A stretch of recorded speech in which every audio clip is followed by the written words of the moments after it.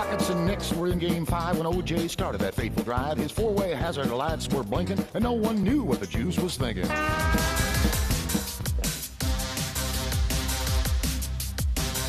I've been to Reno, Chicago, Fargo, Minnesota, Buffalo, Toronto, Winslow, Sarasota, Wichita, Tulsa, Ottawa, Oklahoma, Tampa, Panama, Mattawa, La Paloma, Bangor, Baltimore, Salvador, Amarillo, Tocopilla, Barranquilla, and Padilla. I'm a killer. I've been everywhere, man. I've been everywhere, man. Crossed the desert bare, man. I breathe the mountain air, man. I've traveled, I've had my share, man.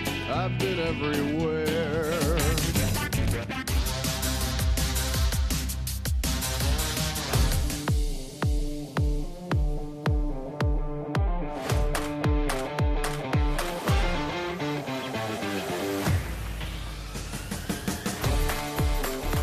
This is Oversight Live, your advocate for good governance.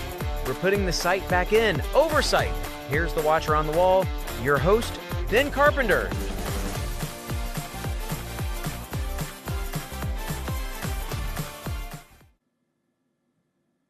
Well, good evening, everyone. Thanks for joining us tonight. This is Oversight Live.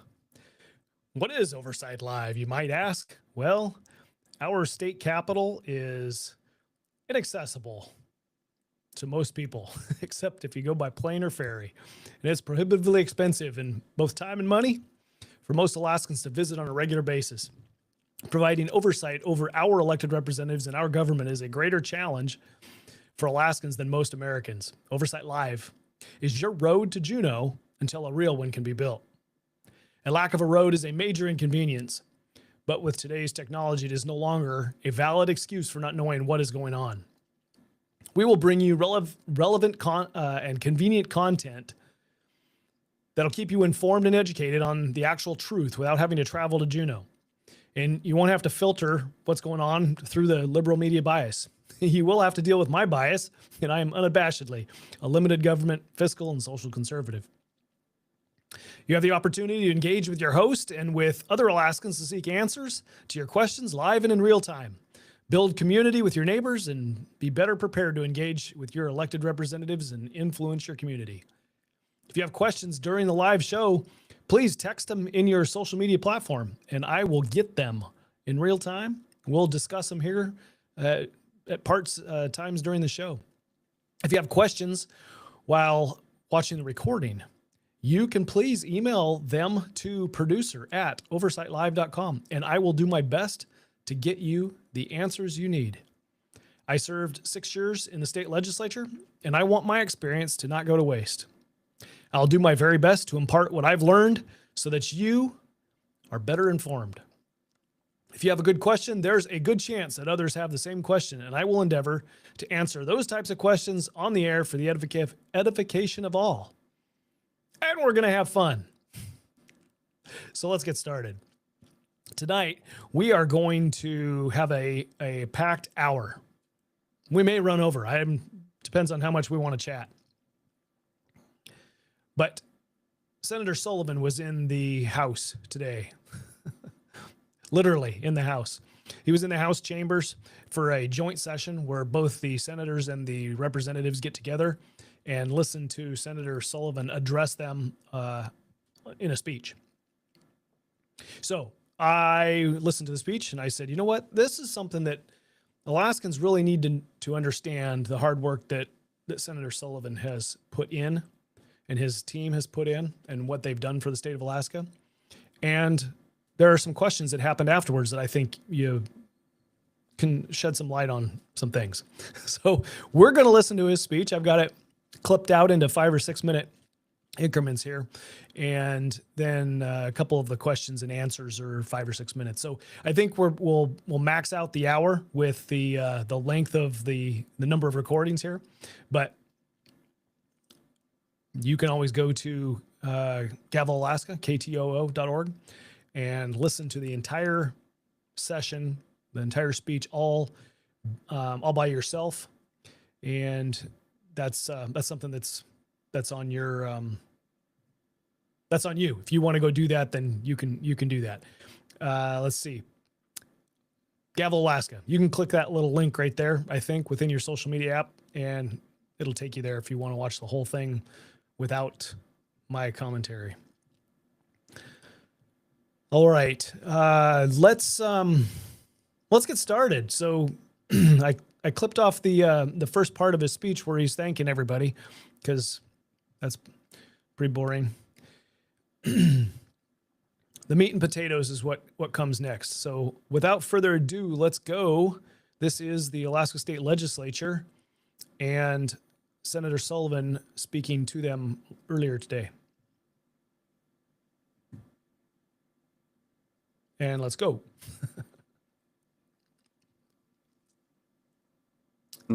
There's nothing more important than building a vibrant future for Alaska, for our kids and our grandkids. And you know the critical way to do this is through partnerships. Progress comes when Alaskans work together across regions, across ideology, to solve hard problems. We've done it before, and we'll do it again. Which brings me to the theme of my remarks this morning, and that's the Alaska comeback. From fighting for statehood to rebuilding after the 1964 earthquake, to the construction of the Trans-Alaska Pipeline, Alaskans, time and again, have demonstrated that we can overcome challenges and achieve our dreams when our leaders are aligned on policy, opportunity, private sector investment towards a common goal. I believe we're at the beginning of another historic Alaska comeback. So the question naturally comes, what are we coming back from? Well, we're coming back from this chart. I presented this last year. This is the 70 executive orders from the Biden administration. Don't worry, I'm not going to rip it up this time.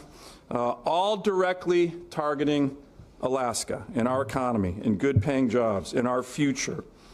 This has always been a goal of the far left special interests in DC, and they made significant progress. Take a look in achieving that goal under the Biden administration. As you all know, the federal government... He's brought that chart, very proud of it. He's brought that chart to the legislature every year he comes and makes a speech. For many of the years that I was there, you know,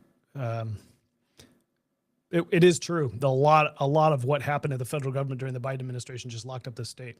And I'm happy to hear what's happening here in this speech on opening things up. Here we go. No, the federal government, particularly in our state, has immense power. When it is concentrated to shut down an opportunity or opportunities in a single state, the consequences can be devastating, and they were.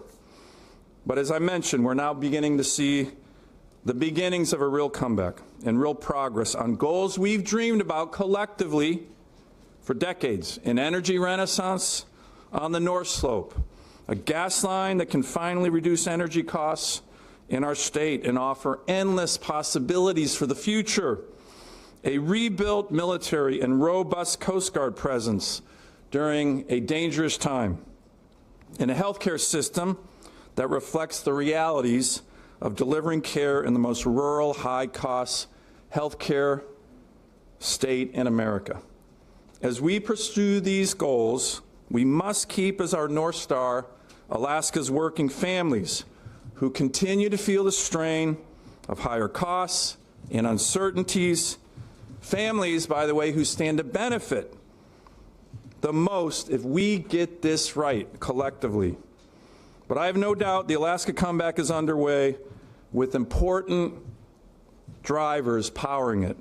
First is a change in the direction of the executive branch. On day one, and I presented this last year, but it bears repeating, in the Trump administration, the president signed this executive order, unleashing Alaska's extraordinary resource potential. It's really important. And as I've said to many elected officials across the state, whether you supported this administration and voted for him or didn't, doesn't matter. We should use this. This is the federal government telling the world, telling Alaskans, and importantly, telling federal agencies that the last frontier lockup of Biden is over, and we're going to unleash Alaska's economy, opportunity, and future, and that is really, really important.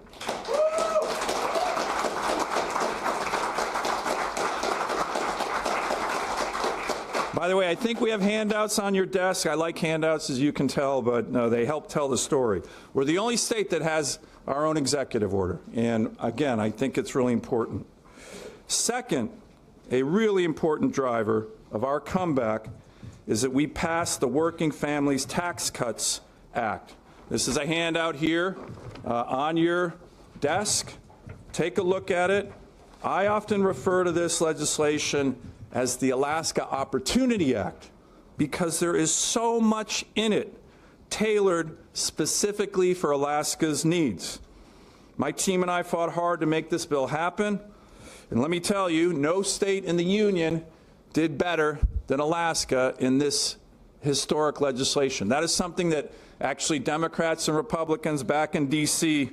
actually agree on, that we did the best in this bill. Since this bill passed in July, my team and I have been out all across Alaska doing town halls, doing meetings. We've done well over 60, meeting with families and work. So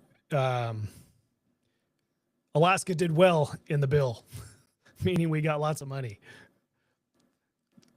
This is going to be a theme, right? We send our representatives to Washington, D.C. to get money for Alaska. You know that, right? That's their purpose nowadays. It's not like it was in the, early days of this country. It's kind of a strange constitutional republic thing. Let's hear this next. Let him continue his done well speech over here. 60, meeting with families and workers and business owners, Alaska Native leaders, healthcare providers, and local officials, listening to their concerns, but also trying to explain what's in the bill, and then very importantly, talking about the historic opportunities we have to work together on this legislation, on its implementation. And that is really what I want to do with all of you this morning.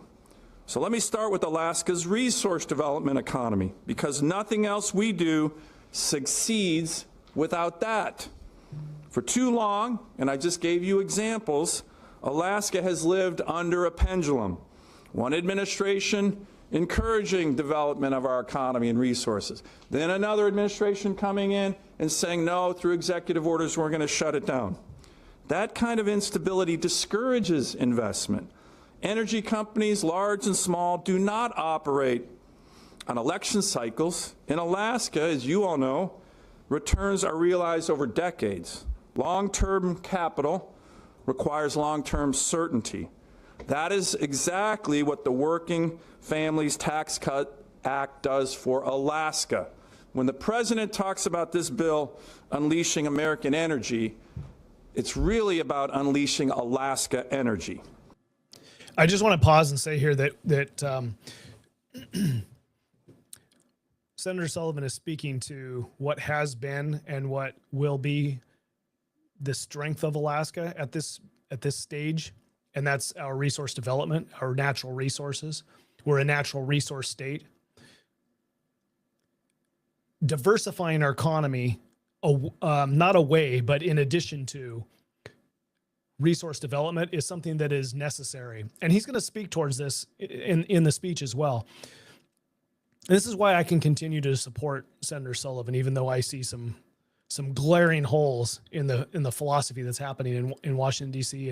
and we as Alaskans expecting federal largesse every year, and we reward our representatives for doing it. I see some major flaws in that, but in order for us to get to a diversified economy, we need to have a resource extraction and a lower cost of energy along the rail belt. And I'm hoping, my fingers are crossed, that this push for a resurgence of resource development in the state of Alaska leads to lower cost energy, because that is the building block for a broader economy. And he'll talk about that. We stopped the pendulum and put certainty into the law as it relates to Alaska. Mandatory lease sales covering millions of acres for our state over the next 10 years in NPRA, in ANWR, and in Cook Inlet. In 2017, this body, with the Lieutenant Governor and the Speaker, presented me a resolution that said, all right, Senator, it's time to get ANWR open. It was a unanimous resolution from the Alaska legislature. And in the 2017 Tax Cuts and Jobs Act, we did that. We got it open in the law. But in a pattern we've seen before, that progress was illegally shut down by the Biden administration. A federal court in Alaska confirmed as much. So in this bill, we did it again in statute. Now, this is a great opportunity for all of us because Alaska is now in the law on what has to happen for our state. When I was DNR commissioner, my team and I put together an ambitious, comprehensive plan to get our state back to 1 million barrels a day. Of course, the skeptics came out in force. Alaska's days as an energy powerhouse were over, they said. We have to manage the TAP's decline, always heading south, never heading north. Well, the skeptics were wrong. Between Pitka and Willow and the long-term certainty in this bill, the high end of the oil forecast by DNR for 2034 is 957,000 barrels a day. Now, it's not 1 million, but it's pretty darn close. This will give us more good-paying jobs and, importantly, for all of you, more state revenues to make your job here in Juneau less challenging with an increasing budget. Another area, speaking of an increasing budget, where this law dramatically helps Alaska is by mandating a revenue split from federal lands in Alaska of 70-30. 70% for the state, 30% for the feds by 2034. That's a big deal. This law also dramatically incentivizes the development of our nation's timber resources and critical minerals, all very important for our state. By the way, the 70-30 split is a generational achievement, something we've been trying to get done for decades, and I want to thank Senator Wolikowski. I don't know if he's here. There he is, on being an advocate on this. He's been pressing this. He pressed me last year a lot on these issues, so I want to thank Senator Wolikowski for highlighting this. Now, to the ultimate dream for our state, the gas line and the LNG project. My team and I are working on advancing this project daily. I've traveled 4 times to Japan and Korea in the last few years promoting Alaskan gas. I've hosted dozens of meetings with energy companies, financiers, of course our own federal government officials, Asian LNG importers, Asian government leaders. Just in the past few weeks, I've had discussions with the President, his Chief of Staff, several members of his cabinet. They are aggressively continuing to make LNG a project that is a top priority of theirs. If you looked again at that executive order from day one, LNG is highlighted as a top priority for the Trump administration. The Working Families Tax Cut Act also created a Department of Energy financing facility designed to support major energy infrastructure projects for America. We are relentlessly trying to unleash such Department of Energy financing for this project. Grow the government. Last year, I spoke about how I have continued, and my team, ramming against the LNG line. Sometimes it seems like a fool's errand, other times not. I said then, quote, a crack has developed, an 800-mile crack in this wall that shows undeniable progress. That crack is now taking the shape of a doorway. Maybe that door never opens for our state, but the undeniable progress continues. Now, I know there's a small but loud cohort of people in Alaska who consistently say this project is impossible. It can never happen. I certainly hope these naysayers are not right. This may be our last best chance to achieve our Alaska LNG dream. So here's my ask of all of you. Join me in doing everything in your power to make this dream a reality.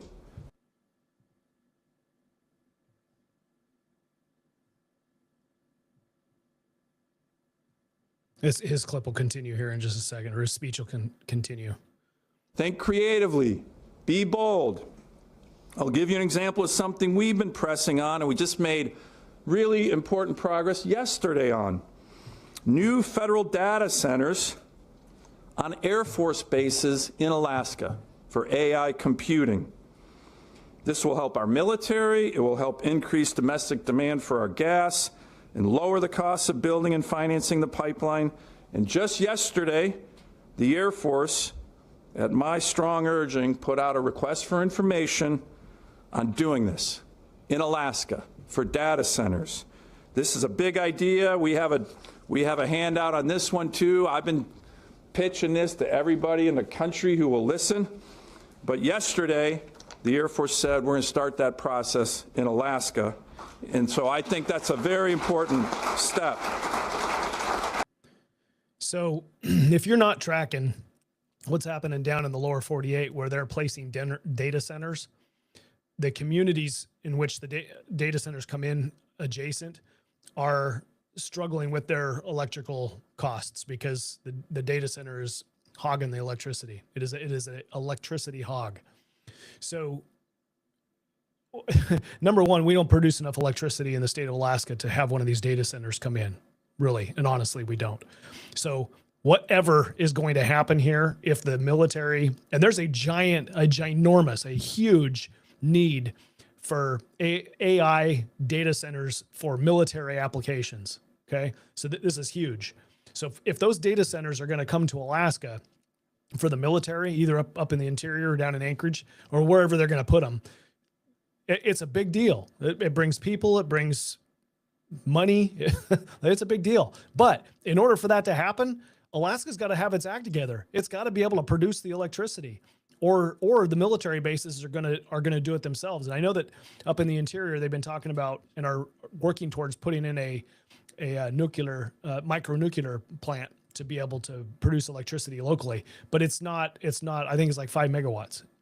We're talking data centers demand is a gigawatt of power. It's more than pretty much than what Alaska produces.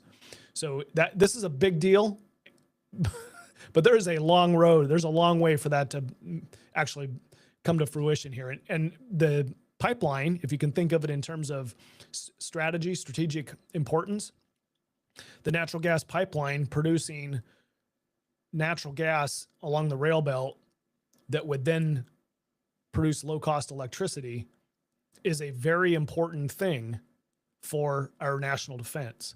And this is why I think we have confidence to believe that there's going to be a pipeline built, is because the federal government, the Trump administration, and the military really want to see natural gas and low-cost energy in Alaska. I think it's important. You all know this, but imagine the possibilities.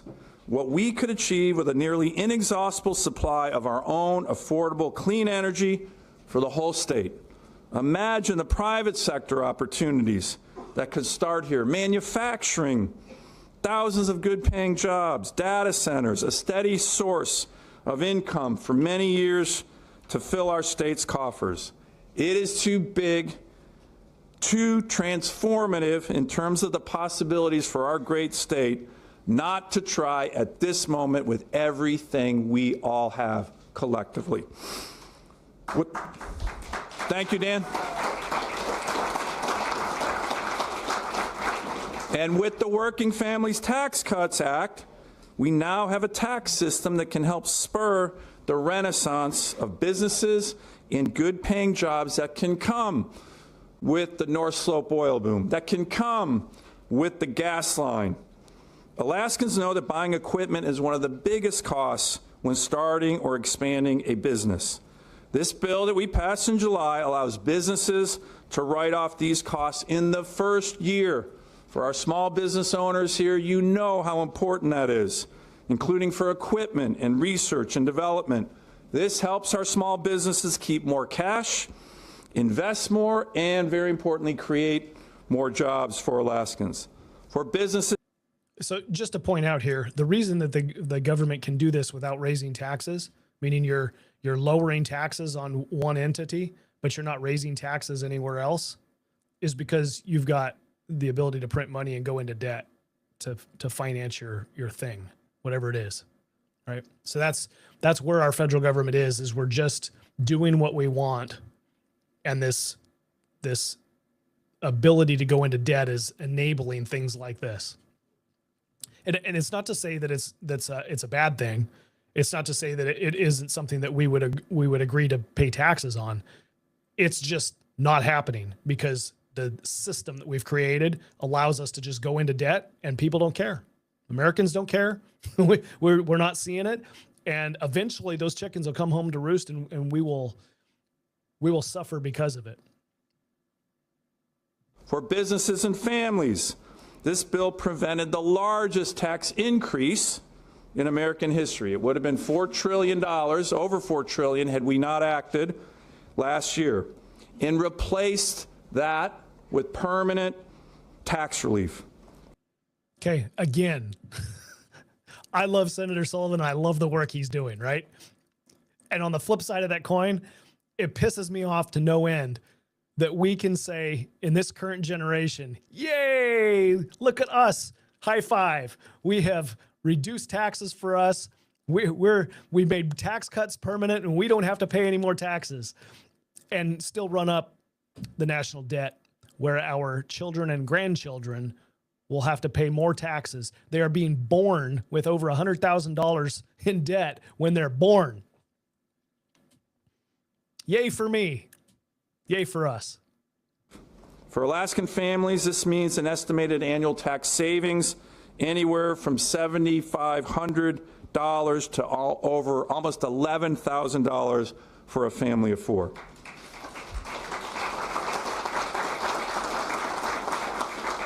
And for Alaskans on Social Security, this bill creates a $12,000 deduction per couple, providing real relief for our seniors who are living on fixed income. We also eliminated taxes on tips and overtime, making it easier for Alaskans, working Alaskans, to keep more of what they've earned. And another, yeah, that's a good one.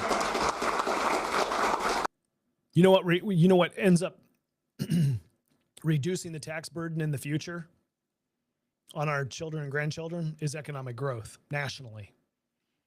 A economic renaissance, a growth in our GDP can help retire that debt, assuming that Republicans and Democrats in Congress can slow down their spending habits, right? But if we continue to go into debt $1 trillion every year, and our interest payment is $1 trillion, I don't see us coming back from that. Like, what size of an economy do you have to counter $2 trillion? That's huge, right? So with some spending restraint and a growing economy, we can overcome this hurdle that we have that is the national debt. But we got to have both of those. And another area where this bill delivers is child care. And I want to thank Elise Galvin, who has brought this issue to my attention, like so many other Alaskans, for years. This bill modernizes long outdated policies by strengthening the child tax credit, expanding dependent care assistance, and dramatically, historically, increasing tax credits for businesses to invest in their own child care facilities and pool resources with other businesses to do so. Thank you, Elise. We made big progress on this bill. So another comeback critical to our whole nation in our great state is the Alaska military comeback. Now, we know our history better than any other state. During some of our nation's most existential crises, like World War II and the Cold War, Alaska played an immensely important role in defending America. The father of the U.S. Air Force, General Billy Mitchell, called our state the most strategic place in the world. And for a time, our military posture reflected that truth. But when we won the Cold War, something dangerous began to happen. The Pentagon's understanding of Alaska's importance faded. Bases closed, armories shuttered across western Alaska. Alaska drifted from strategic cornerstone to strategic backwater in the eyes of many in the Pentagon. I saw this national security amnesia about our great state firsthand when I arrived in the Senate in 2015. The Obama administration had put out its Arctic strategy, and I was at a hearing with the brand new Secretary of Defense, and I held it up. And I said, Mr. Secretary, here's your Arctic strategy. It's 14 pages long, half of which are pictures. You talk about climate change the whole time, and you mention Russia as a threat once in a footnote. And I called it what it is. Slammed it on the dais. I said, this is a joke. This is a joke. The Pentagon has to do better. All right. Let's jump to clip 3 here. The Obama administration then announced a cut of additional 40,000 active duty Army troops in America, including the 5,000 strong J-Bear Base 425, the only airborne brigade combat team in the entire Asia Pacific. Just a few years later, the Coast Guard then announced it had plans to reduce its presence in Alaska. Now, our military leaders over the years had forgotten how important Alaska was from a national security perspective for our country, but guess who didn't? You didn't. We didn't. Alaskans didn't. All of us, with our collective memory and knowledge, communities, veterans, legislators, families, we came together and made it clear that retreat was not an option. Cutting back on Alaska's military was something we would fight, and we fought. I also quickly learned as a new U.S. Senator the value of certain Senate prerogatives, especially putting holds on senior military and civilian confirmations until I got from them concrete commitments to build up forces in Alaska, not to draw them down. Slowly but surely, with everybody's help in our great state, and it was a collective effort, Alaska's military comeback began, and now it is in full force.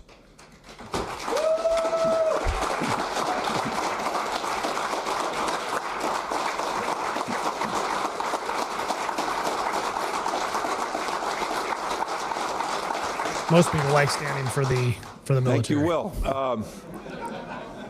We are now undergoing that was Will Stapp the hollering, largest probably. military buildup and expansion, billions of dollars in investment since World War II. The 425 at J-Bear, it didn't get shuttered. It expanded into the U.S. Army's 11th Airborne Division, now fully centered in Alaska. Eielson didn't close. It's now home to 2 squadrons of F-35s, and when combined with the 2 squadrons of F-22s at J-Bear, it gives Alaska over 100 fifth-generation fighters. No place on the planet Earth has that kind of fifth-gen fighter combat power. More KC-135 tankers are en route to Alaska. I just had a stern conversation with the Secretary of the Air Force about this a couple days ago. Our role as the cornerstone of missile defense, protecting the whole country, is expanding significantly, particularly in the interior, with the $1 billion long-range discrimination radar finalized at Clear and the Golden Dome Initiative, which in the Working Families Tax Cut Act has about $25 billion for investment. The Ted Stevens Center for the Arctic, with over 60 dedicated veterans at J-Bear, has rapidly become one of the world's premier national security think tanks. And the infrastructure, thank you, Jane. and the infrastructure we need in Alaska to project American power is expanding, with a $500 million investment in a brand new runway at J-Bear, $400 million to build the deepwater strategic port in Nome, and my favorite, also in the Working Families Tax Cuts Act, $115 million to start reopening the Navy base at Adak, one of the most strategic places in the world.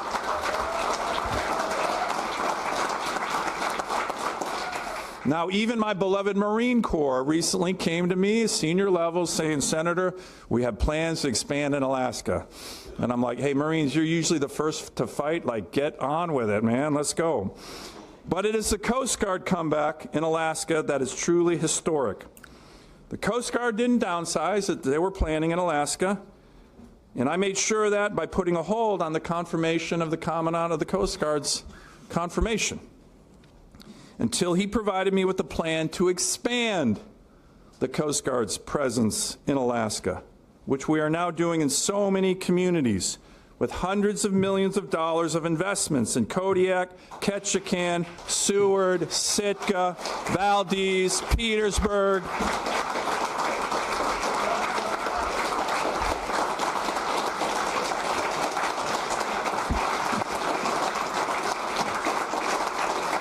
You see your representative there, your senator? Everybody loves the Coast Guard. Clapping. That's very true. Everybody loves the Coast Guard. I read that list, but I didn't get to probably certainly one of the most important on the expansion. And right here in Juneau, the expansion. Again, if you look at the Working Families Tax Cuts Act on the back page, it talks about the largest investment in Coast Guard history, in American history from this bill. It's a $25 billion investment to fully rebuild our Coast Guard. As the chairman of the Coast Guard subcommittee, I was very honored to write a lot of this, but take a look at the numbers. 16 new icebreakers, 22 new cutters, 40 new helicopters, almost $4.5 billion in shoreside infrastructure, $300 million for Juneau, Alaska to home port the icebreaker Storis right here, which is going to happen.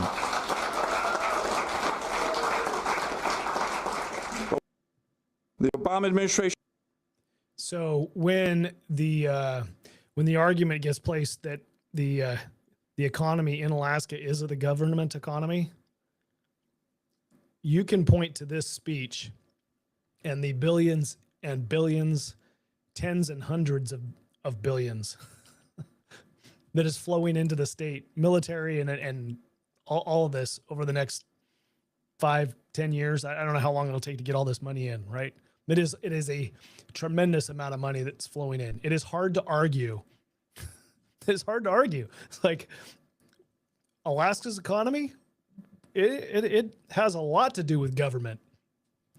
100% accurate, it does. Where do you work? Do you work in the government? Do you work tangential to the government? Meaning, is there something you're doing that benefits, like you're getting paid as a direct benefit from the government spending? Or are you in the part of the economy that is kind of disconnected from government spending, from federal spending? That's the part of the economy that we really need to grow in Alaska. It's the part that everybody is forgotten about. Anyway, all right, let's jump to the last clip.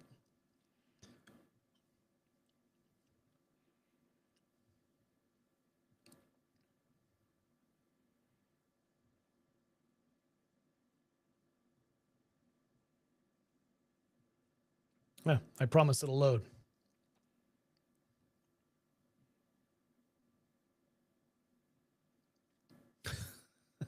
We are not done.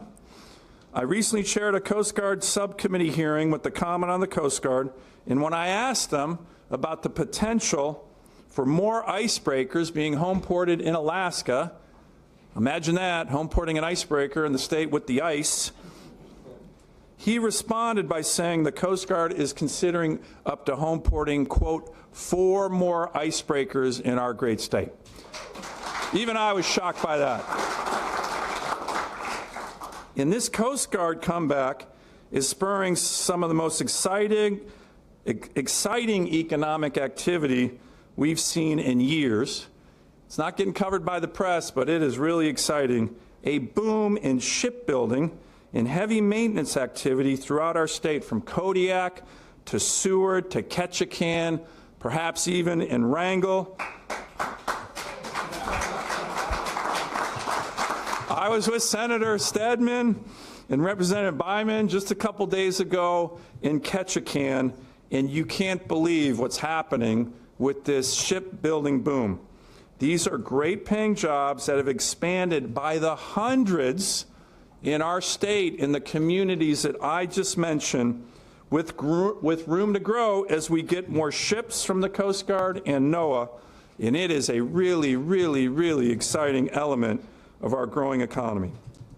The same commitment to keep security that protects Alaska on the world stage must also be made to protect Alaskans in their home and neighborhoods.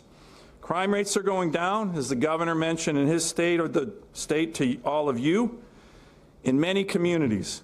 But we can't be complacent. Protecting our children, confronting addiction and mental health challenges, and keeping all communities throughout our state safe requires standing firmly with law enforcement and giving them our full support.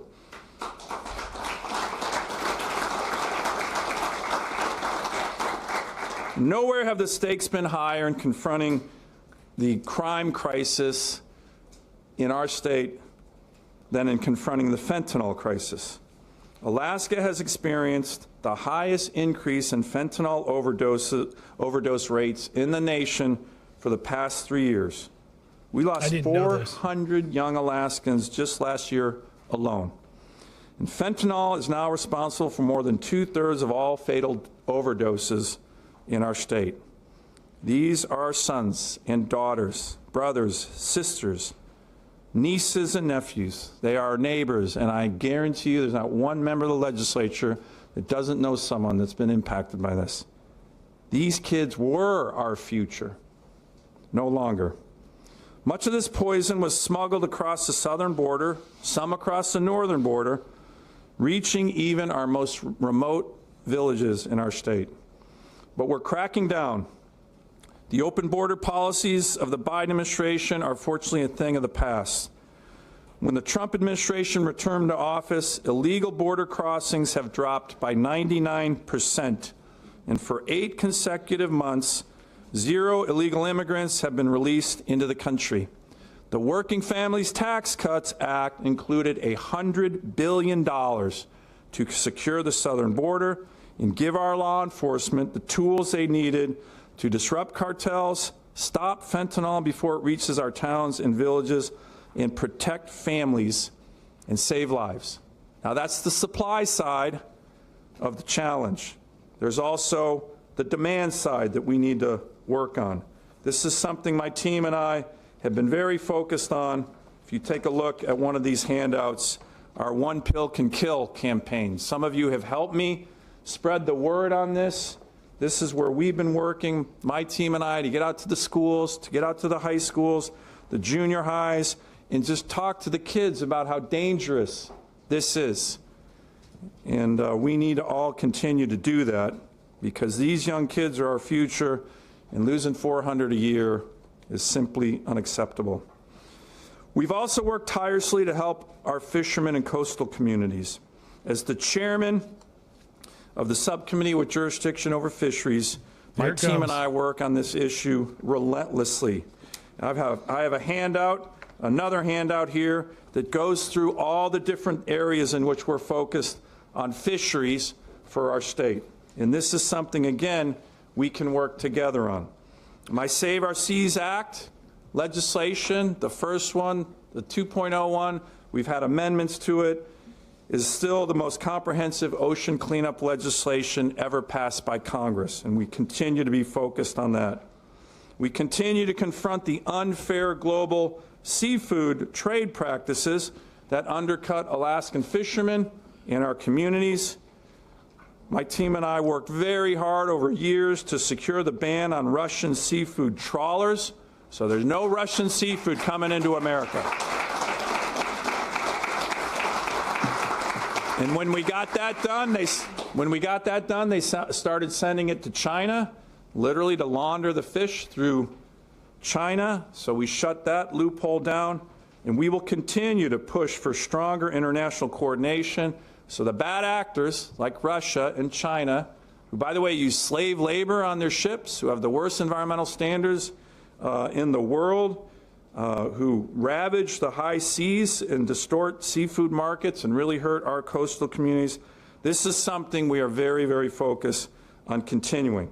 As I've been saying in many, many forums, we need to eat and encourage Americans to eat Alaskan freedom fish, not Russian and Chinese communist fish.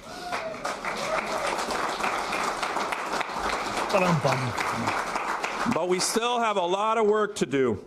I passed the Alaska Salmon Task Force Act to bring together the best minds in the state, federal, tribal, university, native, indigenous, all to come together, experts in our state, to understand and address the declines in Alaskan salmon runs. We've had this great variability of salmon runs, some very strong, like in Bristol Bay, others on the Yukon and Kuskokwim and in Southeast, historically low. Last year, I introduced the next phase of this comprehensive salmon-focused legislation called the Bycatch Reduction and Research Act to close remaining knowledge gaps through tools like adult salmon tagging, faster genetic analysis of bycatch, and new technologies and policies to reduce bycatch and protect marine habitats. I know you are all focused on these issues as well, and you have my commitment to continue to working closely with this body on these critical issues. I want to end my remarks with the focus on one of Alaska's greatest challenges, and that's affordable health care. Health care costs remain stubbornly high. Like so many one-size-fits-all programs designed in D.C., Obamacare failed our state. The law crashed Alaska's health insurance market, dropping us from 4 insurers before Obamacare was enacted to only 1, eventually leaving us now with just 2. And premiums for Alaskans in the individual market skyrocketed, the highest anywhere in America. Insurance companies got rich, and Alaskans paid the price. I am still working in a bipartisan group of senators on a reform package to extend premium tax credits after starting to vote to extend them in December of last year. All right. Last one before closing comments and some questions.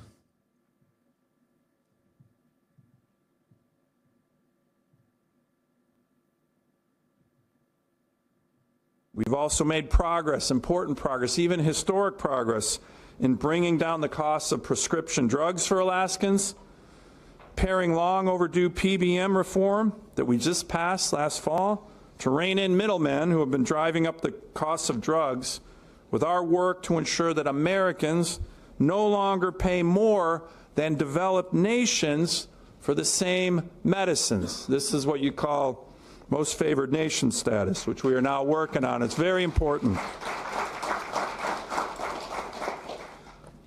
But a new strategic approach on how federal funds are allocated and delivered to states with regard to health care has been needed for years. For far too long, when it came to federal health care funding, Alaska was consistently left behind, despite being the most rural state in America and among the highest places in our country to deliver health care. We received fewer federal health care dollars per capita than any other state, particularly when it comes to federal Medicaid, or what's called the Medicaid match. I'm sure you're all familiar with that, the FMAP as they call it. Our state, when I first got to the Senate, had the lowest federal match of any state in the country for Medicaid, 50-50. We're now at about 51-49, still one of the lowest. To make matters worse, Alaska is the only state in the country that does not use these kind of schemes they call provider taxes or state-directed payments, which are mechanisms by states that they use to inflate their federal Medicaid reimbursements, sometimes by hundreds of millions of dollars each year. This was not a failure of Alaska. This was a failure of the entire system. I'm sorry, I got to break in. The reason we have a healthcare crisis in this nation is because the federal government got involved. 100%. Full stop, end of sentence. We have ourselves to blame. Like this unwinding and unraveling of what we've done is going to be very painful and costly for Americans. And this money that he's going to get into here in a minute is not going to help us. Not with that, not with the solution. Bringing federal health care funding to Alaska that actually reflects our challenges has been one of my top priorities since I joined the U.S. Senate. When we were debating the Working Families Tax Cuts Act, my team and I pushed very hard to include a provision that would correct this broken FMAP formula for Alaska. And it would increase Alaska's federal match amount up to 65%, or about $200 million annually from Medicaid to our state. That has been something I've been working on for years because I thought it was fair. I went to the White House. I went all the way to the president to pitch this. I went to all my Senate colleagues, Republican colleagues, to fix this Alaska unfair situation. And I got them all on board. I got this provision in the bill. But on the 1 yard line, as we were debating this bill, late at night in the final stages of the process on this bill, Senate Democrats, led by their leader, Chuck Schumer, challenged in front of the parliamentarian that you can do under budget reconciliation this Alaska FMAP provision to try to get it stripped out of the bill. We went in, we fought them. This is kind of like a court of law. You argue your case in front of the parliamentarian, and unfortunately, they prevailed. So after nearly a decade of work on this pro-Alaska bill, in the middle of the night, it was stripped out. And it was a gut punch. It was a gut punch. I had been working on this for a long time, and it was fair, and it was the right thing to do. But we pivoted. We weren't going to take that defeat laying down. Although our Alaska FMAP enhancement was stripped out, another program remained in the bill. That was the Rural Health Transformation Program in the Working Families Tax Cuts Act. Originally, it totaled $25 billion for the whole country.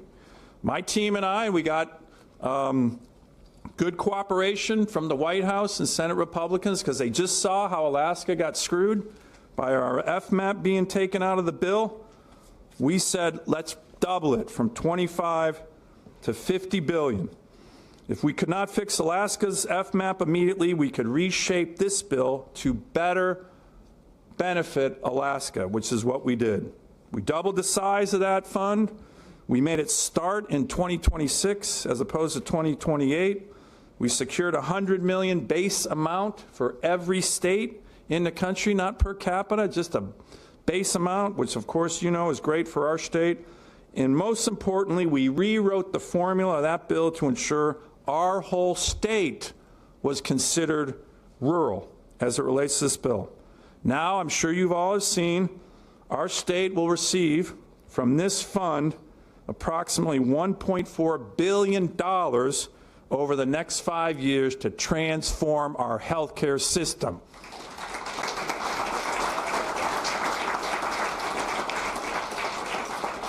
Take a look at the handout here, but it has a lot of the provisions of it. Only Texas, which has a population 40 times bigger than ours, received a larger award. This is the biggest federal investment in Alaska healthcare history. Now it's up to us to take advantage of this historic opportunity on healthcare And by the way, I appreciated the good discussion I had with a number of you on this yesterday, how to see. So after he's done here, you're going to want to stick around for a question from Representative Mina on this very topic. It sheds a whole lot of light on what some people in Juneau are thinking they were getting. Seize this opportunity. To be clear, more federal dollars alone do not automatically produce better healthcare outcomes, but targeted, thoughtful investments paired with accountability can be transformative. Someone asked me last year whether I could commit to protecting Social Security, Medicare, and Medicaid when I gave these remarks last year. Let me be clear. The Working Families Tax Cuts Act doesn't touch Social Security, regardless of what you've seen in terms of ads on TV. In fact, the Working Families Tax Cuts Act, as already mentioned, delivers a $6,000 tax break for each senior. And you combine that with our passage of the Social Security Fairness Act last year, our seniors and retirees across Alaska, including our heroic teachers and firefighters, are going to have thousands of dollars more in their pockets.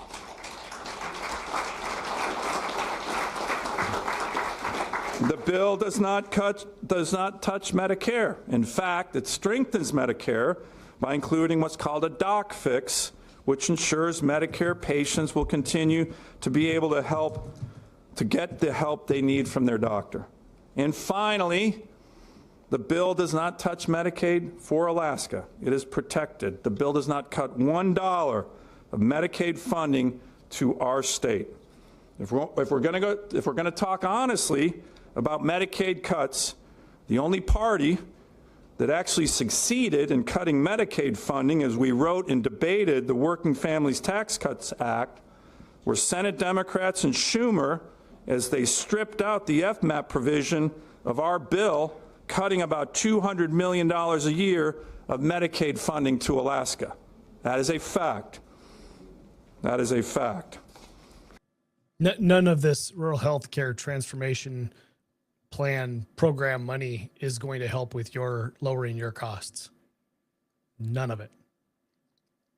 Zero. None. It was never intended to do that. Last year, I spoke about how the political parties in D.C. have two very different visions for Alaska. With D.C.-based Democrats always looking to shut down and restrict our economy, killing jobs, and Republicans in D.C. wanting to unleash Alaska's full potential in private sector growth. These differences in outlook don't just exist in the executive branch. They exist in the legislature as well in D.C. Because here's a fact on this bill. It wasn't just the Alaska FMAP provision that Senate Democrats went to the parliamentarian to target against Alaska. They targeted and tried to work against every single provision I've told you about today. Every Alaska priority, every Alaska win, of which there were many. They went to the parliamentarian to try to strip out of this historic bill. Now, I'm not being partisan here. These are just the facts, and Alaskans should know who wants to help us and who wants to hurt us. This wasn't abstract. They went line by line, provision by provision, trying to strip Alaska priorities out of the bill before the Senate parliamentarian. They made this a priority.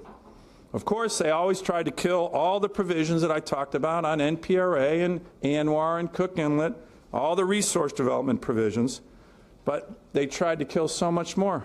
The $300 million we secured for an icebreaker here in Juneau, the $115 million we tried to secure to reopen ADAC, the entire Rural Health Transformation Fund, the Alaska-specific flexibility Senator Murkowski and I got in the bill on SNAP and Medicaid. Hell, they even tried to strip out the whaling tax credit that supports our North Slope subsistence whaling communities and whaling captains. Again and again, they came after Alaska. Again and again, we out in the arena, we fought, and we beat them on almost every one of these things. Okay, his final comments coming up. Alaska is winning. Our comeback is real. It is happening because of so many of these things. We need to continue to work together on all of these issues. We've seen this moment before. The TAPS generation led a comeback for America, led by Alaska. Think about it. When our country desperately needed energy in the early 1970s, Alaskans stepped up and built something extraordinary. That effort was bigger than one individual. It was about the future of our state and the strength of America. Alaskans who built TAPS still have an immense pride in what they accomplished. We all know the people who are part of that, and it's great to talk to them even today about it. And today, we're also part of a moment that I think can be just as meaningful. This is particularly important for young Alaskans.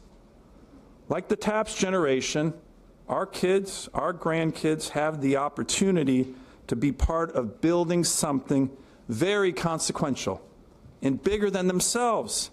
The gas line, fully rebuilding our military capability, transforming our healthcare system, working in shipyards, opening new manufacturing centers across our state. Working together, we can give the next generation of Alaskans this incredible opportunity and this incredible gift. Why does it all matter?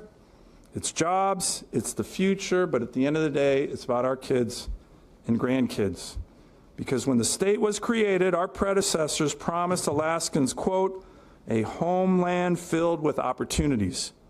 That future is now. I want to thank you all again for the great work you guys do. It's an honor of a lifetime to represent all of you in the United States Senate, and we will continue to work with all of you on these great generational opportunities we have before us. Thank you very much. All right, so that's a speech from Senator Sullivan earlier today to the Alaska legislature, and I didn't clip out anything from that speech, just segmented it for my own use here.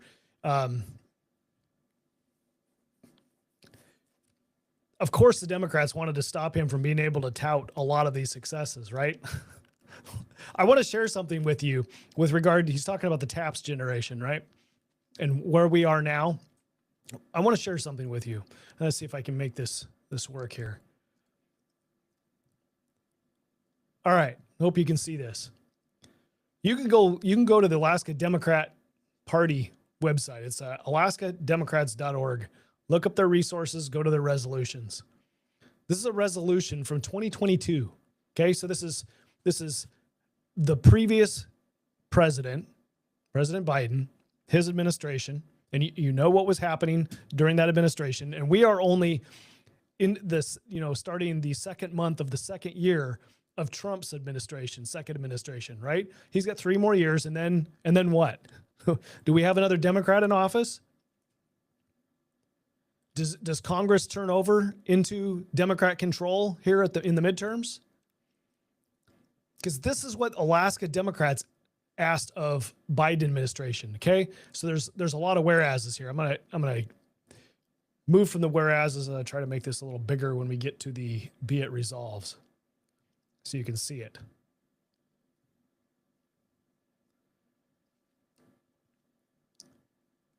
Be it resolved that the Biden administration must end the era of fossil fuel production and use all the tools at its disposal to avert further climate devastation in Alaska. And be it further resolved that needed actions include declare an emergency, secure resources, build out clean, renewable, and distributed renewable energy. What is secure resources to build out? I got questions. Encourage the oil industry and gas industry in Alaska to re-engineer itself and invest in renewable energy. Phase out fossil fuel production, leases, and permits on public lands and waters.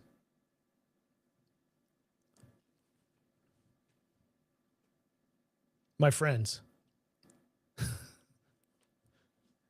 when you hear a Democrat in our legislature say, we need to raise taxes on oil, Their party goal is to get rid of the oil industry in Alaska because it's ruining our environment. How can you get rid of them? You can legislate you just kick them out, or you can tax them out.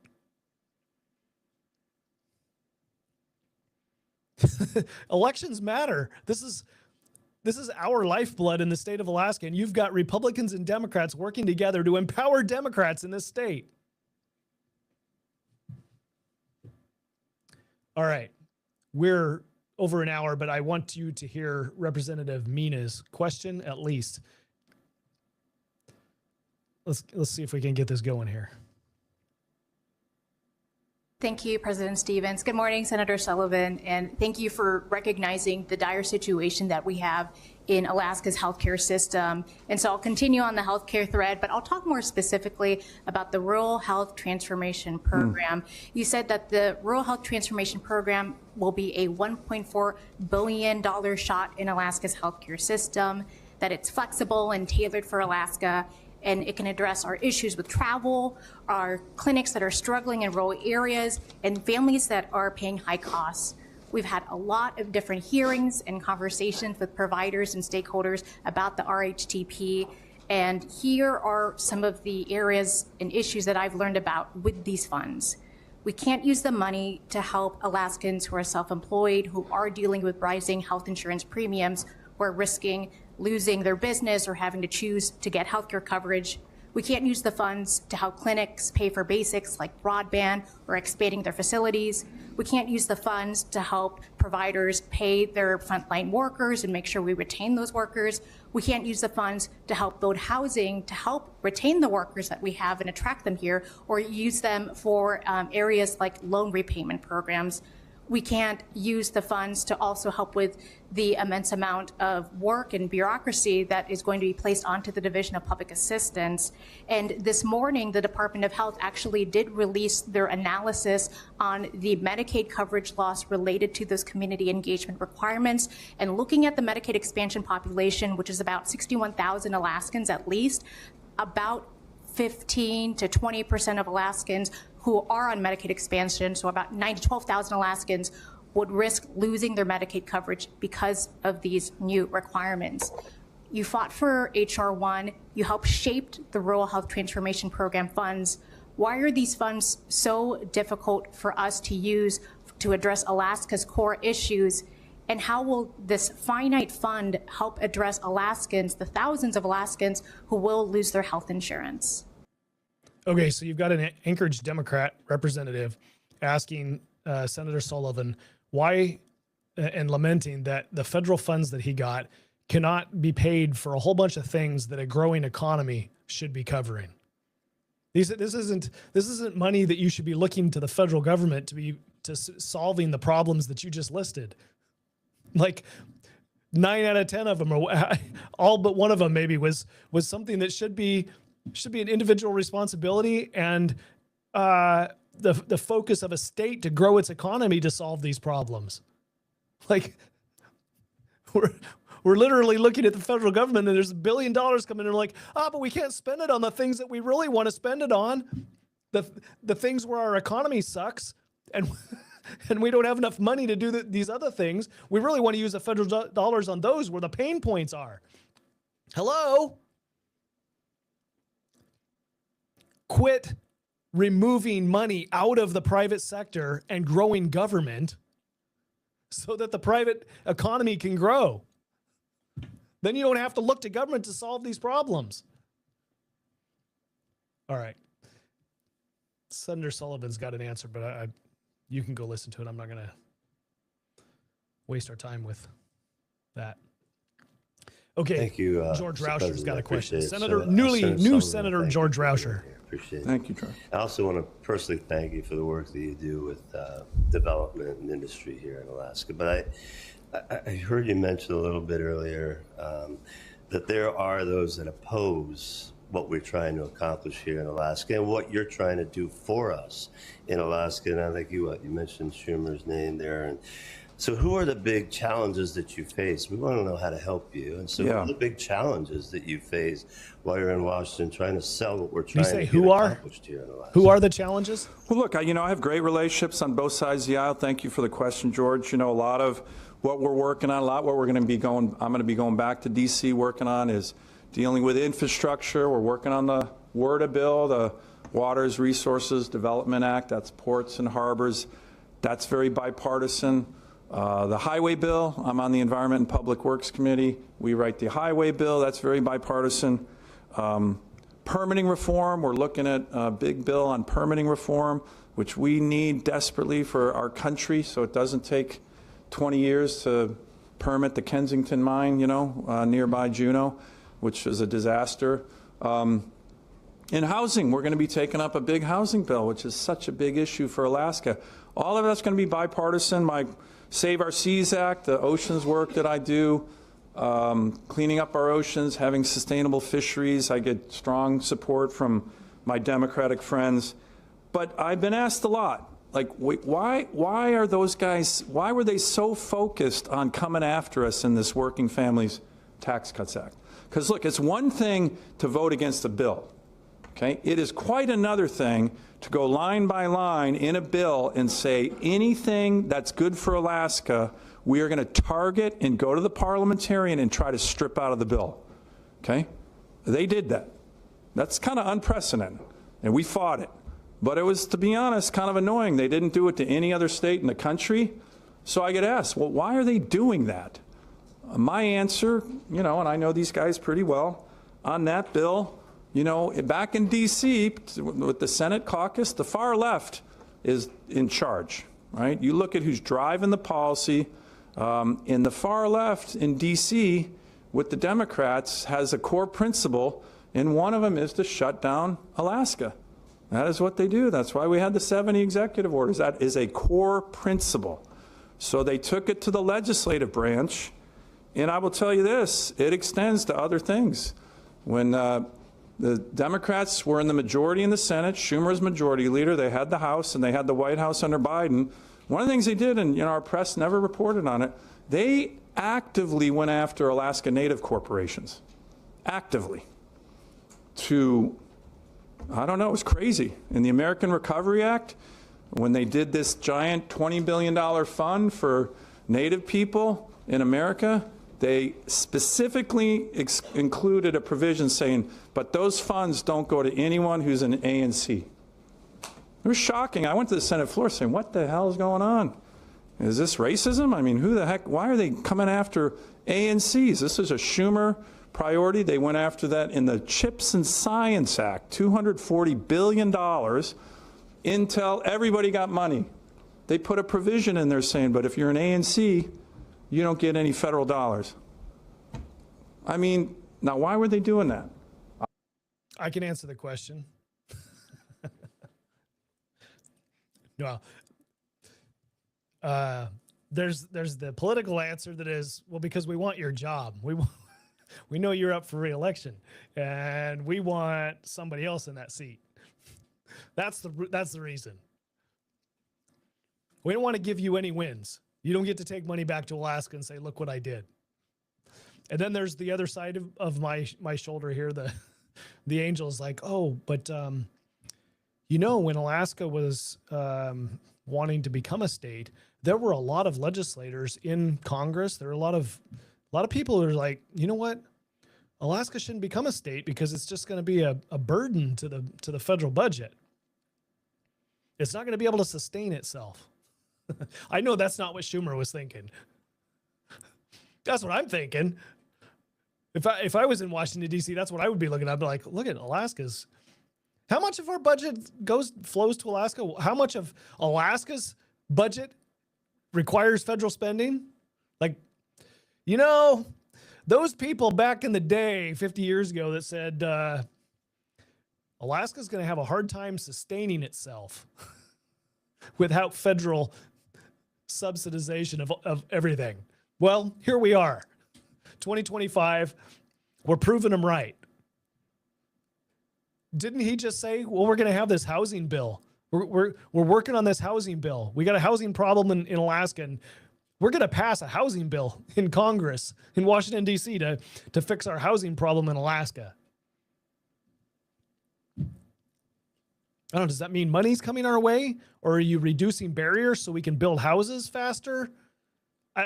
What does that mean? I think it probably means we got money coming our way. Okay. Last question. This is a good one. This is Senator Dunbar, another Anchorage Democrat. Kind of gets Thank you, Mr. President, and thank you, Senator Sullivan, for bringing up Willow. You know, I know you worked on the resolution we passed here. For many of us in this body, it was then Representative Mary Peltola who convinced us that it had to be unanimous so that President Biden would open Willow, and then he did. But you've been very critical of President Biden in this year's speech, as in years past. Yeah. You sent a letter to the legislature, your office, directly criticizing congressional Democrats. You repeated those condemnations today. You know, in contrast, you've stressed the close relationship you have with the Trump administration, working with them on things like oil and AI. You've said yes to Trump many times. I'm wondering if you're willing to say no. For example, if we saw a deployment of federal forces to Alaska, like we've seen in Minnesota, or if the federal government demands that we purge our voter rolls, will you say no to Trump? Thank you. So I think you were the guy who asked me last year about Medicaid, Medicare, Social Security, and I gave you the answer just now. And again, just to repeat, on Medicaid, when you asked me, I said, we're not going to cut Medicaid. You know who cut Medicaid for Alaska? Chuck Schumer, right? That's a fact. So I wish that you and others could have gone to Schumer and said, hey, why are you cutting Medicaid for Alaska? I asked my senator about Medicaid. He defended it. Why did you cut it? So look, in terms of the president and his team, my North Star, in terms of my dealing with those guys, is what's good for Alaska and what's good for our country. And I've been effective working with them. When they do things that I don't like, there's times that I will beat them up in public. Go look at some of the Armed Services hearings, some of the Commerce Committee hearings, where we take them to task. When they're doing other things, I will engage with them, whether it's on Greenland or ICE in Minneapolis. And to me, the key issue is how are you effective for your state and for your country? And that's my North Star. And sometimes people, all right, you want to put out a tweet, smashing them on certain issues or criticizing them. Sometimes that works, but sometimes if you want results, that's not always the best way to get results. And as I mentioned, Elise and others, I'm proud of the results I've gotten with this administration on issues where I disagree with them. Some of the funding freezes, some of the layoffs on federal employees that were very important to Alaska. We've made huge impacts on all of those issues. So I push back publicly and in private on all kinds of things, with always the North Star for me, how to be effective for all of you, for the people I represent, and for my country. And I will say that when it comes to resource development in Alaska, you're damn right I criticized Joe Biden because he deserved it. Damn right I highlighted Schumer in this speech because he deserved it. And people in Alaska need to know who's trying to help them and who's trying to hurt our state. And in my view, it's very, very clear, as I mentioned.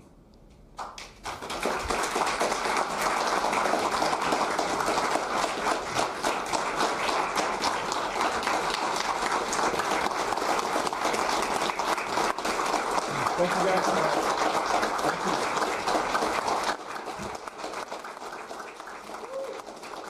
And that's going to be the end of his speech there. So thanks again, everybody. There was only a couple of questions that I didn't share with you tonight. We're now 20 minutes past an hour. But anyway, very clear that the partisan divide, the partisan line in Washington, D.C. is alive. Like it is the thing that is happening that probably takes up more time than just about anything else with regard to trying to get stuff done. And anyway, so that's the speech. You got a similar thing going on in Juneau. You got a similar thing, right? And I wish that it really meant something to be elected as a Republican, because Republicans, by and large, stand for things that Democrats don't stand for. You want to say, oh, I wish we could live in this bipartisan world where everybody could just get along. You know what? That world doesn't exist. It doesn't exist when it boils down to spending money, spending other people's money. It doesn't exist. There are these people here that think we need to be spending more, and there are these people that no, we don't need to be spending as much. And there is an inevitable conflict. You can put whatever label you want on it. We're exhibiting this conflict in the state of Alaska over the permanent fund earnings. It's free money. It didn't come out of your pocket. Didn't come out of their pocket. Just like the federal dollars didn't come out of anybody's pocket that are printed and are debt to the next generation. It's enabling this government growth and the people that come into government that say, you know what, we got problems and government's gotta have a solution to these problems. When really, if government would just get out of the way and allow the economy to grow, people would solve their own problems, and they would solve them as local as possible, right? There are things that government needs to do. Much of what is happening in our federal government does not need to be done. Anyway, I'm just rambling here. Wish people, Corey, thanks for joining us tonight. Wish people of Alaska would realize their own state government is trying to hurt us. Will any of those in attendance pay attention? Yeah, hurt is the byproduct of a socialist government. It just hurts.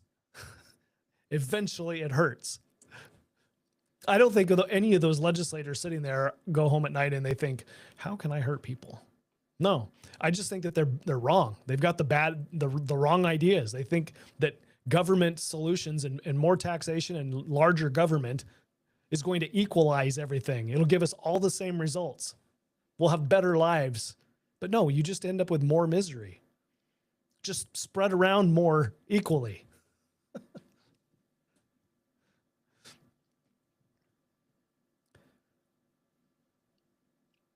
Craig, name the people in Juneau who don't want to spend money, regardless of party. No, that's what Juneau's all about. It's about the money. And the larger our permanent fund gets, the more our state becomes a financial services-based state. Just think about it. I know that there's somebody there at the state level looking at that rural healthcare transformation money coming in and saying, how can we squirrel away some of this money? It's like $1 billion. Can we put a couple $100 million of it into a fund and then we'll just invest it and it'll kick off a couple $1 million every year and we'll be able to spend that $1 million on something? How do I know this? Because these are conversations that come up regularly while I was there for 6 years when you got federal dollars flowing in, something that you weren't expecting. Hey, maybe we can set up something like the PCE fund, like the higher education fund. We'll hire some people to invest our money, and then we'll have dollars to spend on government programs. That's in lieu of contacting you for taxes, right? And then you end up with larger government. That's how the Alaska state government gets bigger. Doesn't have to come to you for taxes. Just like the federal government gets bigger and it doesn't have to come to you for taxes. It's giving you tax cuts and it's continuing to grow. someday, maybe it's the next generation, maybe it's a couple generations down, somebody's going to say, time out. We've got too much government. How do we get rid of some of this government? The larger it gets, I don't know, the harder it is to make it heal. Anyway, what a time in history that we live in, that we can be so incredibly wealthy. We can have such a high standard of living and yet face these challenges that we really shouldn't be facing. Our own making. This healthcare situation is of our own making. Somebody's good idea fairy gave us this government-run healthcare, and the rest is history. Lisa says, I like the jobs that aren't staffed, but they won't get rid of them. Can you say slush fund? Yeah, you're absolutely right. It is the grease on the skids that allows the thing to keep sliding, right? You got to grease the wheels, the cogs in the wheels that are turning in your machine. Got to grease them, otherwise they come apart and seize up. Well, this is how you make things keep going. And those who are benefiting are likely those who are doing their job, getting paid overtime to do their job. And which meeting was I just listening to where they were saying, oh no, I think it was, it was Senator Hoffman in Senate Finance. We're gonna have to bring this clip up. We're gonna have to play this again. And I hope the Senate Finance, because this was at the tail end of the meeting, I hope the Senate Finance takes this up again and gets to the bottom of it. But Senator Hoffman was saying there are state employees, some of them are law enforcement officers, probably troopers, who are working enough overtime where they are doubling their salary. And what that does to the state, meaning the legislature has appropriated a set of money for law enforcement. There is a schedule, there's a pay scale, and the system for retirement is set up on that pay scale. This whole thing's supposed to work like that. Well, now you've got an employee that is doubling their salary because of overtime, and that has an impact to retirement. So if they're on a tier that is part of the defined benefits plan, 1, 2, or 3, if they're of that variety, then their retirement system is being the burden on the state for the future is growing. It's significantly growing because you've got this large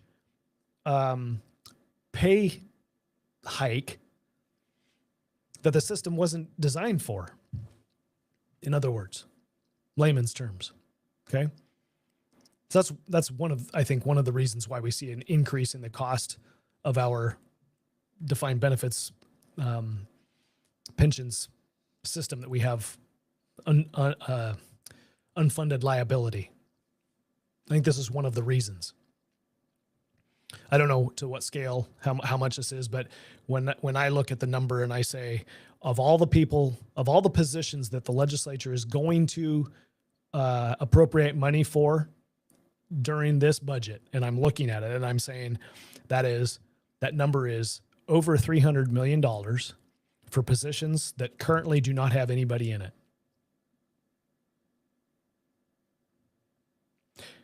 There is not a corresponding $300 million lapse in funds. Lapse in funds means at the end of the fiscal year, you have money that you didn't use because you didn't hire people, right? All of the money at the end of the fiscal year that you didn't use is supposed to lapse. It's supposed to roll over and fall into the general fund for the legislature to use for the following fiscal year, right? That money's not lapsing. We have a supplemental budget every year because the budget that we passed the previous year wasn't enough. We're not lapsing funds. At that snapshot, $300 million of people who or positions that didn't have anybody filled. I don't know what percentage actually got somebody filled in them.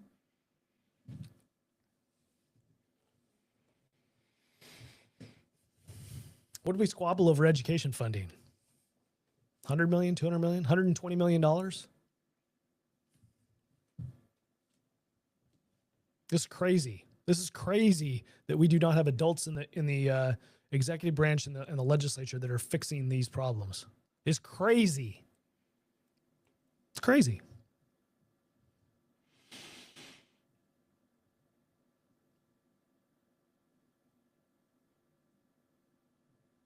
Willstapp tried to end that, but was voted down. Yeah, I'm not sure if that's this year or previous years.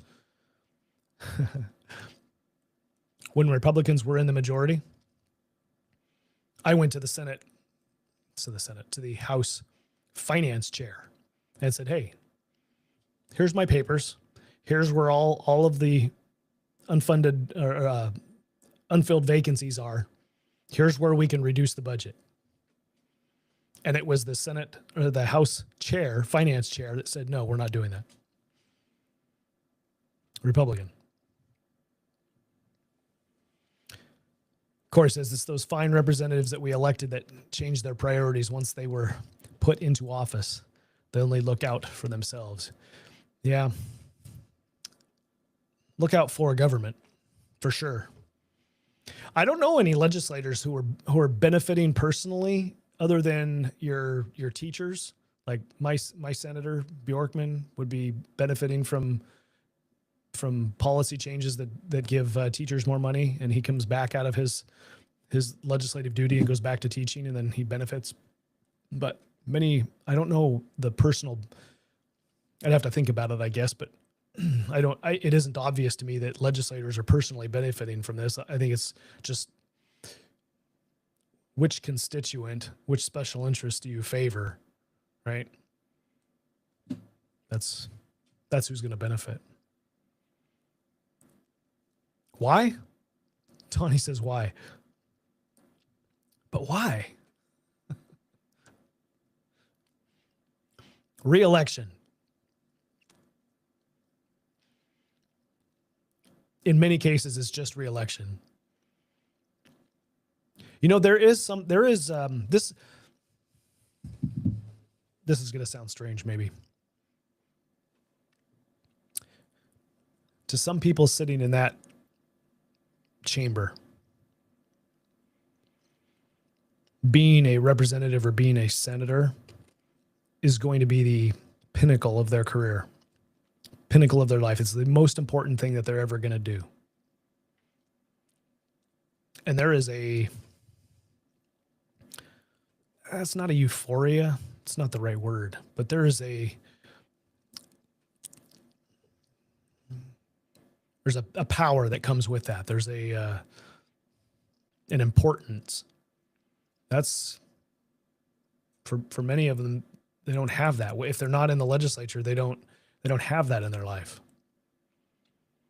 So staying elected and staying in the know and staying in the circle, being in the in crowd,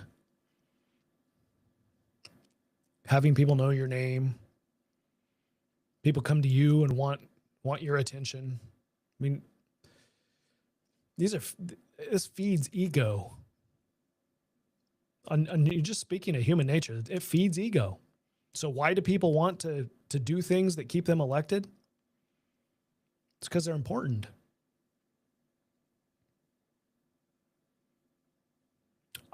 Being a legislator was never an identity for me. It was never like, I've already retired from the military. I've already survived 2 wars. Like, I don't need this, but I see a problem in the state that I want to go fix, and I'm pulling out my hair trying to get people to care enough to do the hard thing and fix it. Nah, we'd rather not, because if we do,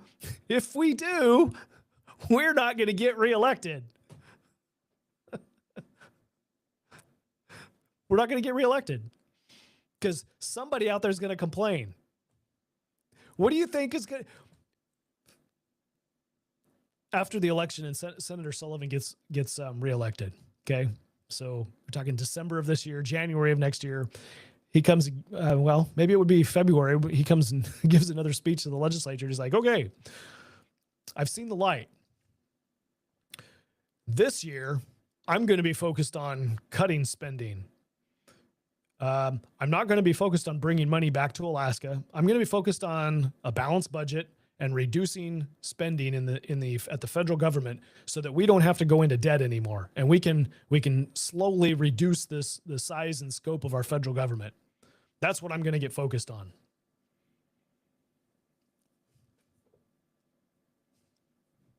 You think he gets reelected on that? Do you think anybody that goes down to Juneau with that attitude, if they're not in a true red district, a very conservative district, is going to get reelected on that?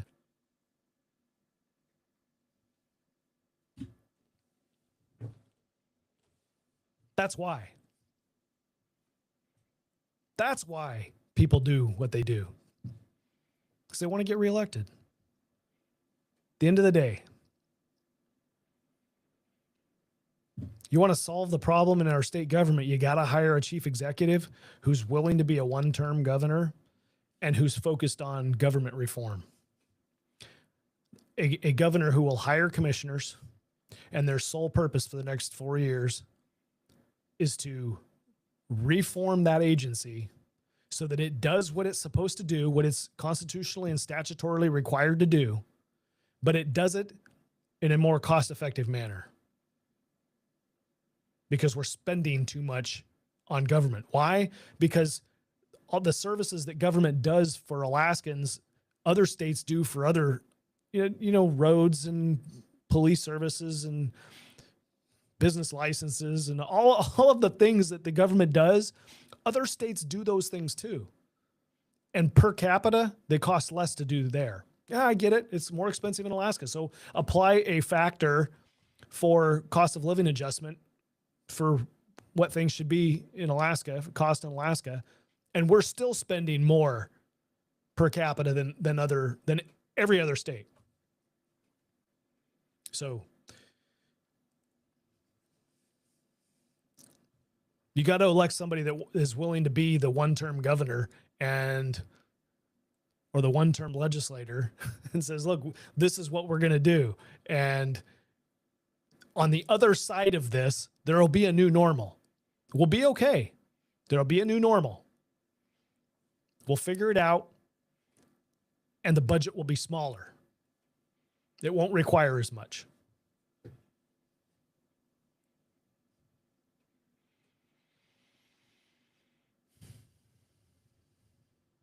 Yep, Corey, this is the problem. No one's going to admit that's their intention because they won't get elected. So how do we know who we should vote for? Yep. I haven't made up my mind because, well, I'm not sure that the players are all set. I suspect that we'll see some more people jumping in the maybe. Anyway, yeah, I am still waiting to get that warm fuzzy, that warm fuzzy feeling that one of these people is the person who I can trust that is actually going to carry forward with being okay with a one-term governor and, hey, this is what we're going to do, even though I can't say it. That person's got to be electable. So I don't know. It might not happen this time. I know there's a part of me that says Alaskans aren't ready for that anyway. We need a whole lot more pain or a whole lot more education before Alaskans are ready for a governor or a legislature that's going to reform themselves, and which is going to have an impact to the rest of Alaskans. What do you mean I'm not getting that money coming in my backyard? Right? The NIMBYs, not in my backyard. Be like, wait, you reform government and I don't get that anymore? Well, yeah. Well, folks, we're coming up on 2 hours. It's been an hour and 40 minutes. This has been a long episode. I hope you enjoyed or found, the speech, Sullivan's speech, helpful. I think that it was, what I learned was there's been a lot of wins and a lot of things that are happening in Washington, D.C. that are focused on Alaska. And both he and Begich, although this wasn't Begich's speech and he didn't point to Begich much, but they've been working hard in their own minds. They've done the right thing and are bringing money to Alaska, which is going to make life easier for us because we're going to have more money, right? Okay. It's continuing dependency, but they've been successful at it. I guess there's that. All right. Tomorrow, what are we going to talk about tomorrow? I'm not sure. I will be joining Michael Dukes in the morning for his second hour. And we should be talking about gubernatorial candidates and election stuff, Republican stuff. I know some people have said, hey, why can't we just kick Murkowski out of the Republican Party? Then we're going to talk about that. We'll have a conversation about what is going on within the Republican Party with Murkowski. You might be able to influence that if you care. So we'll have a conversation with him on the Michael Dukes Show on YouTube and Facebook and on the radio. All right, folks, we're going to call it a night. Thanks for joining me. Thanks for participating. It's been fun. And we'll see you tomorrow night.